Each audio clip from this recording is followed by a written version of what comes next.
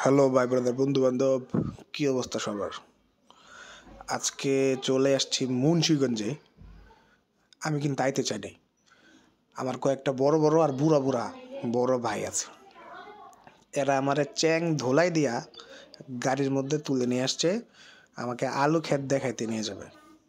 তো যাই হোক, জীবনে আলু ক্ষেত দেখি নাই, দেখতে তো যাইতে হইবই। আর বড় ভাইরা যেহেতু ধরে নিয়েছে আলু ক্ষেত দেখানোর লেগিয়া, তো শেষমেশ আইছি মুন্সিগঞ্জে। কিন্তু দুঃখের বিষয় হলো ওরা আমার আলু ক্ষেত দেখতে দেয় নাই, আমার একটা ছবিও তুলতে দেয় নাই আলু ক্ষেতের।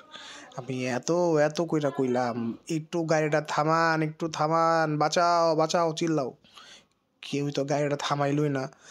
আমারে একটু আলু ক্ষেত দেখতে দিল না নাইম্মা, আমারে দুইটা আলু গাছের পাতা ছিঁড়তে দিল না, আমারে কটা আলু নিতে দিল না, আলু ওলাগুলো কথা কইতে দিল না।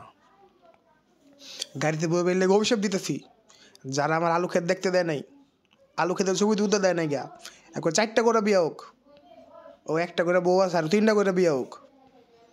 আমার আলু ক্ষেত দেখতে না দেওয়ার শাস্তি, এরা কড়াই গন্ডায় টের পাক।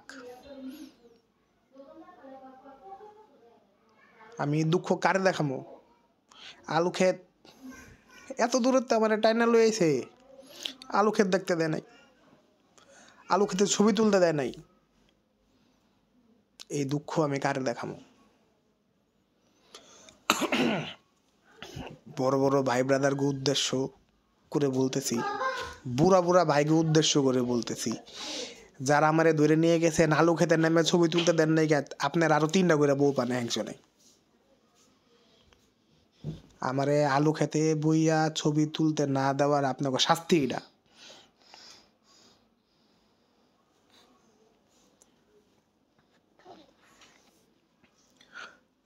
তবে সর্বোপরি যেটা ভালো লাগছে, এই মুন্সিগঞ্জ শহরে গ্রামের মধ্যে এত সুন্দর রাস্তা, আর গ্রামের প্রকৃতি আসলে গ্রামীণ প্রকৃতি বলতে যেটা বোঝায় অনেক সুন্দর। শহরের মানুষ গ্রামের প্রকৃতি সম্পর্কে খুব ভালো জানে, আর যারা গ্রামে ঘুরতে আসে তারা আসলে তাদের ভিতরে অন্যরকম একটা ভালো লাগা কাজ করে। আসলে গ্রাম ছবির মতোই সুন্দর। আমি যতদূর দেখছি আসলে অনেক, মানে শহরে থাকলে আসলে এগুলি বোঝা যায় না যে একটা গ্রামীণ জীবন কতটা সুন্দর হইতে পারে।